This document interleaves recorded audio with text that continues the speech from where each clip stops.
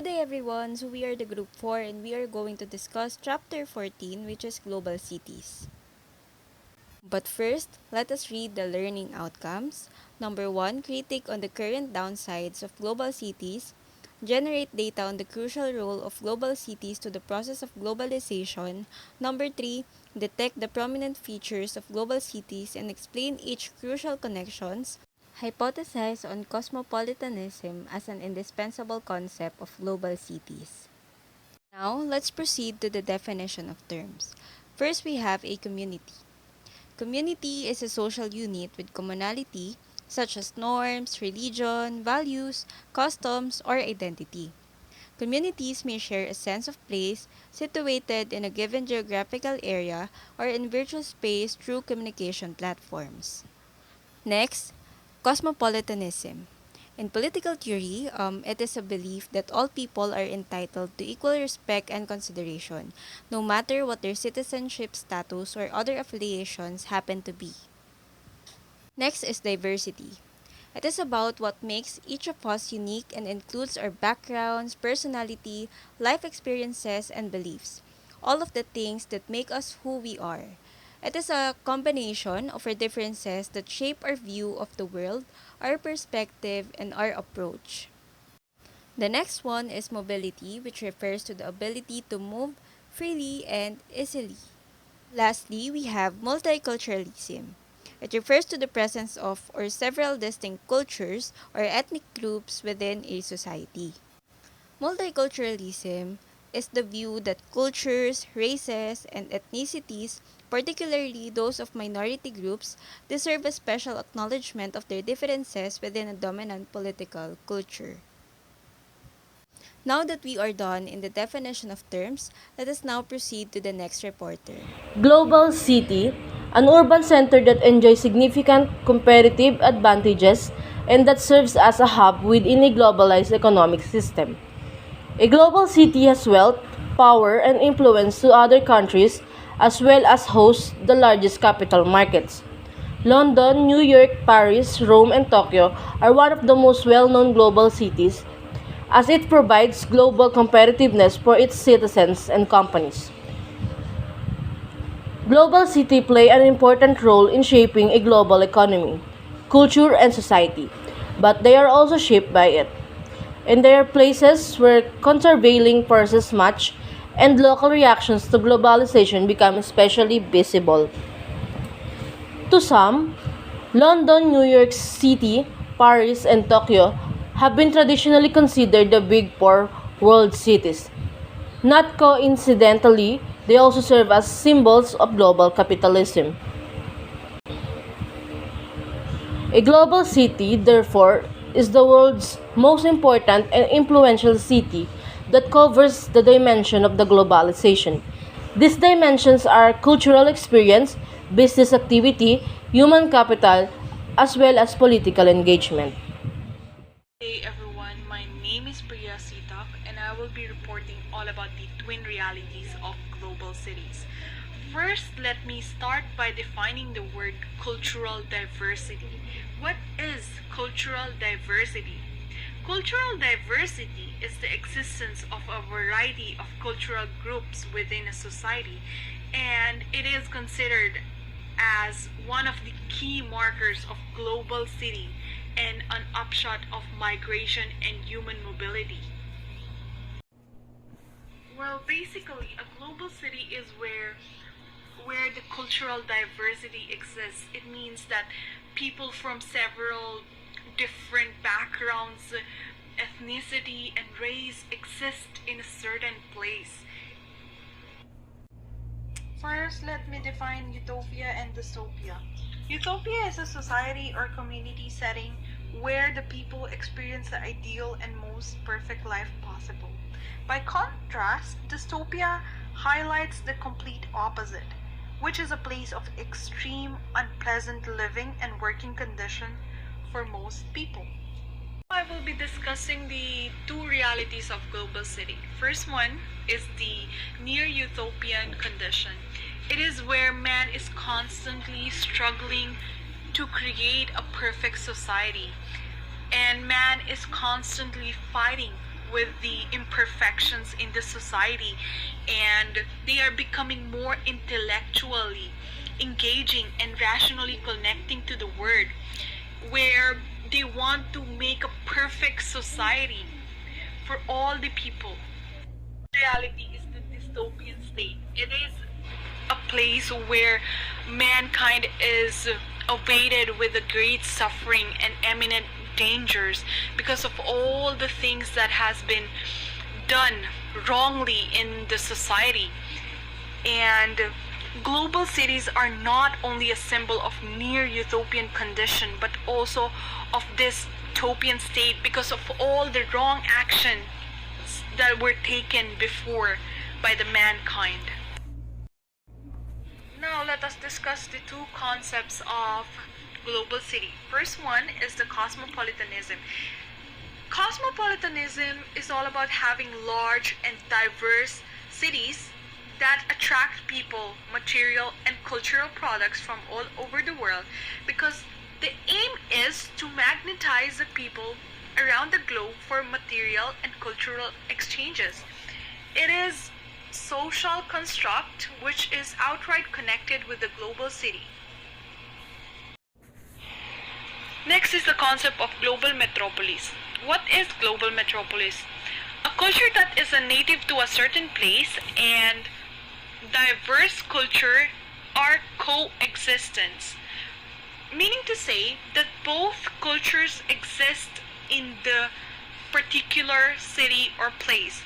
Like, for example, performing art platforms in a certain place not only play classical songs native to the place, but music of varied genres and of different country origin, where we can see the cultural diversity, but also here the native culture is given importance as well.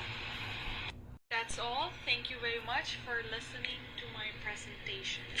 From local to global. The local aborigines of the global cities, constant with multifarious visitors and immigrants mobilizing national government efforts to improve tourism and become a global phenomenon spotter for cultural diversity, recognized as cosmopolitan field, which includes global transnational community relations and global networking. The relationship between local to global seems like a kind of competition relationship. A globalized market causes international homogenization. Some leading transnational organizations will spread the so-called global idea to locals via the products. Local to global is a one-step gateway for all your cultural, linguistic, and branding requirements when exporting products or services to other countries. Language and cultural differences are one of the first and biggest obstacles business are facing when considering exporting to foreign countries. So, let's proceed to our next reporter. Cementing the legacy. Global cities undergo a similar process of transformation from a demure, reserved, and limited entity into a contemporary context that results in its unstoppable growth and development, cementing its very legacy, global cities, through identity. The process of interconnectedness between states of the world, so the affairs of one became the concern of another, and that events and development in one particular region affect entirely the rest. According to Gipin, in year 2000, the idea of global city emerged in the literary pool of social sciences studies in 1980s. After having the concept of globalization, it becomes one of its most powerful gravitational pulls. Written in the history, global cities named as free cities before. When the concept of global city enters their society, the other countries became connected to each other. If there is a something if there's something happens to a country, the others is also affected. It is one of the effects of globalization. Issues that concern by others also your concern. According to Longworth in year 2015, there is more to a city than its economy. It means that the economy is not the only important aspect within a country. There are other aspects that we need to focus, such as political, educational, and cultural. People should not only focus on the growth and development of their economy. The global city and its status rest on four pillars: in economic, political, educational, and cultural. Next slide, please. Therefore, a global city should be characterized by the following prominent features. And the first is highly concentrated global organizational economy command points. Second is vital spots for specialized service firms and finance. Third, central command for production and marketing of products and innovation. And lastly, concentrations of cultural and geopolitical power, educational hubs, and home for creative industries, fashion, designs, and arts. That's all po. Thank you. Next reporter, please. Hi everyone! I'm going to report the first prominent feature of global city, which is highly concentrated global organizational economy command point. You can see on our slide or on our screen, she is Saskia Sassen, a Columbia University sociologist, and she's also the originator of global city locution postulates that it is a strategic site. So, bakit ka nasabi na strategic sites to? It's because, ayan nga, yung nakikita nyo na quote sa baba, the more globalized the economy becomes, the higher the agglomeration of the central function in a relatively new few sites. So, kapag naman alam natin na ang isang country is globalized na talaga, siya yung nagiging central function or sila yung hinihingaan ng tulong ng mga newly globalized economy. So, here's the example. Nakikita nyo yung on the right muna tayo. On the right, the countries. Yung example ng strategic sites are London, New York, and Tokyo. That's it. So, before we go further, let me explain the table on the left side. Kung mapapansin nyo, global cities, nahati siya sa dalawa. Actually, hindi naman siya nahahati talaga eh. It is just the other term for global cities. As we have said earlier, strategic sites because it is globally controlled economy. Yun nga, kapag kasi globalized country ka na, or more globalized country ka na, so mas higher kumbaga yung rank mo sa iba. And on the other hand, command centers dahil sila yung mas nakaka-influensya sa ibang tao or sa ibang country. That's why pupunta na tayo dito sa kaliwa. Sa kanan, pupunta tayo sa next table. Leading financial power hubs influence global economic trade and investments. So, una dito is yung London. Actually, itong tatlong to is kahit ilang taon na yung lumipas, sila yung nananatili na on the top. Sila yung palaging leading dun sa mga identified cities na isang global feature. So, leading or first dun sa 3 identified cities ni Saskia Sassen is London. London is the central command entrepot wherein entrepot kasi is the free ka mag-import and export ng products.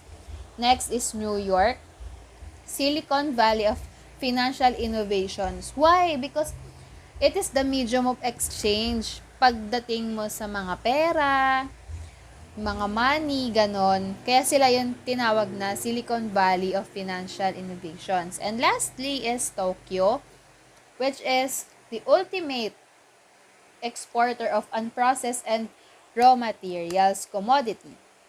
Kung mapapansin nyo, may sarili silang kakayahan or capacity. That's why, pagdating or kahit pagkalipas ng ilang years, still they are the 3 cities na nandun pa rin sa rank na yon.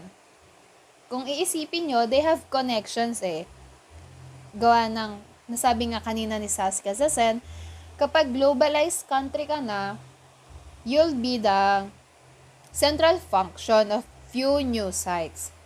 Kaya ito, for example, sa London, sila ay is an example of globalized economy. That's why yung nakapalibot sa kanila, sila yung ginagawang central function. Natutulungan yung ibang country na makapag-import and export ng mga products nila as the same sa New York and Tokyo. Kumbaga kung saan sila pro or kung saan sila kilala, na-help nila yung ibang countries on that field. So, for our last, or on my last slide, Sharon L. Zakin. I don't know if Zakin or Sukin yung pronunciation, pero yun siya. Siya si Sharon L. Zakin. She is an American professor of sociology, just like Saskia Zazen. Yung nasabi niya lang naman dito is the urban cultural hierarchy, which is London, New York, and actually, there's a typo eh. Urban cultural hierarchy, which is London, New York, and Paris. Tokyo is not included. It should be Paris. Kaya sila natawag na urban cultural hierarchy kasi sila yung nakakaengganyo ng mga tao, ng mga tourists, because sila yung may ability na mag-innovate at mag-attract ng maraming visitors. Kaya yung tatlong countries na to is nagiging global city sila dahil sa paghikayat naman ng iba't ibang visitors. So, next reporter please. Next is number 2, vital spots for specialized service firms and finance. Who is Saskia Sassen? Saskia Sassen is a Dutch-American sociologist noted for her analysis of globalization and international human rights. And in her research, Sassen posits the concept of an economy based on the concept of a global city, which the contemporary global economy can be conceived of as a network of trade and finance chains whose links are composed of large global cities. Next is outsourcing. So what is outsourcing? Outsourcing is the business practice of hiring a party outside the company to perform services or create goods that were traditionally performed in-house by the company's own employees and staff. That is why it is a necessity, particularly in crucial corporate services in the global business. In addition, it is a practice usually undertaken by companies as a cost-cutting measure. Examples of business that needs outsourcing is yung mga nandito sa slides, like yung areas of finance, accounting, legal, computer, and communication functions and advertising. Then lastly, the presence of sustained global coverage and satisfactory services to the specific needs of the clients. These service firms create international connections, strategically posting themselves in various cities around the world. Also, it enables to connect multinational firms and gets globalization process done. Moving on to the third prominent feature, which is number 3, Central Command for Production and Marketing of Products and Innovations. First, with corporation, positioning in key global city areas in producing and marketing of innovative merchandise. These cities run the global economy that may be scattered worldwide, but controlled and regulated under highly centralized economic command posts. Second, a business corporation operating in more than 50 host countries makes a lot of globalization sense if it still has its central hub or at least its functional city or its traditional business center where the corporation operates around cluster of specialized industry services like the lawyers and accountants. In this topic, it basically implies that introducing, promoting of business products and services, it should be organized and systematic. This indicates moving as one or being centralized to be able to stay committed with the vision, mission, quality, goals, and objectives of global corporations and firms that operates with different countries. Having a central hub or central command post will help corporations organize their information regarding production and marketing from different host countries and be able to be on top of things wherein it is not overwhelming to have an overview of information but rather they can prioritize and decide the most urgent work to be done first.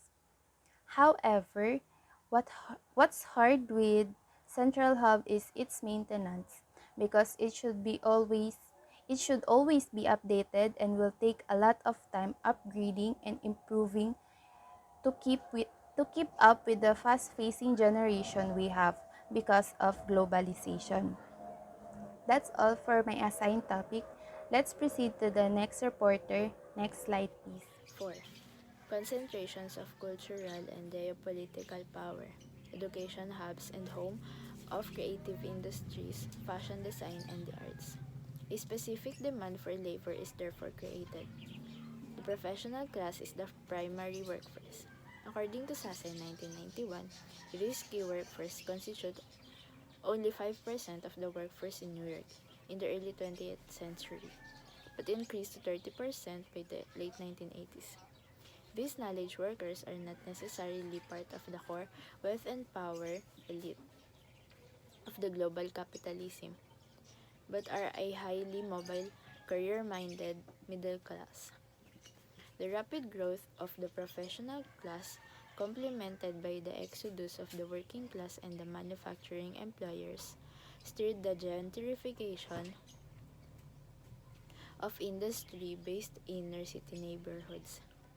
So yung gentrification is the process of renovating and improving a house or district so that it conforms to middle class.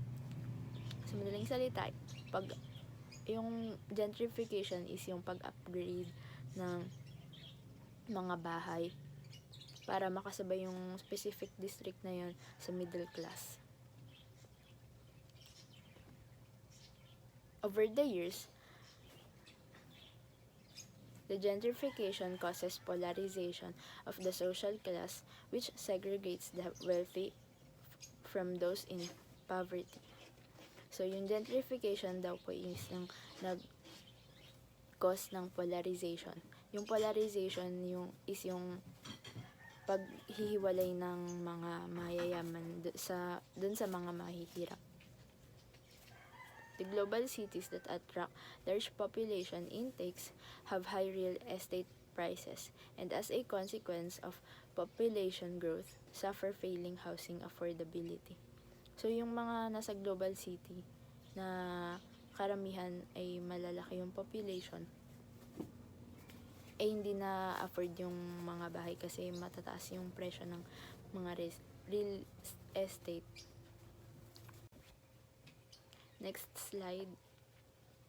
According to the Global Power City Index, cities' global power index is determined by a combination of 6 distinct standards.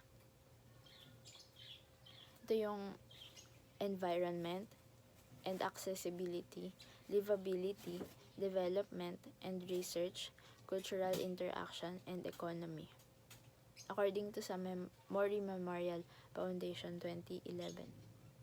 The role of the global cities then where there are large concentrations of interconnections between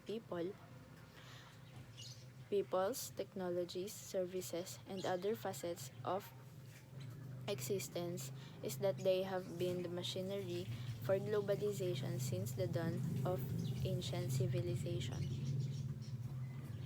Next reporter. Relevance of global cities with globalization. They play an important role in shaping a global economy, culture, and society, but they are also shaped by it.